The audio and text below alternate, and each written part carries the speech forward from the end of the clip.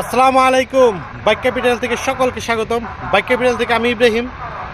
প্রতিবারের মতো আরেকটা গাড়ির স্কুটির আমরা একটা কন্ডিশন রিভিউ দিব। সেটা হলো ইয়ামাহা রেজেডার 113 সিসি। প্রিয় বন্ধুরা, এটা একদম সুপার ডুপার ফ্রেশ কন্ডিশনে আছে,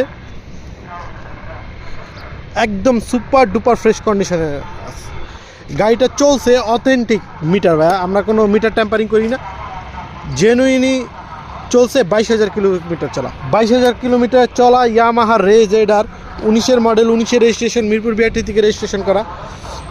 সরি ভাই, এটা 20-এর মডেল, 20-এর রেজিস্ট্রেশন, মিরপুর বিআরটি থেকে রেজিস্ট্রেশন করা, ফার্স্ট ওনারের গাড়ি। ট্যাক্স টোকেন 25 নভেম্বর পর্যন্ত মেবি আপডেট করা।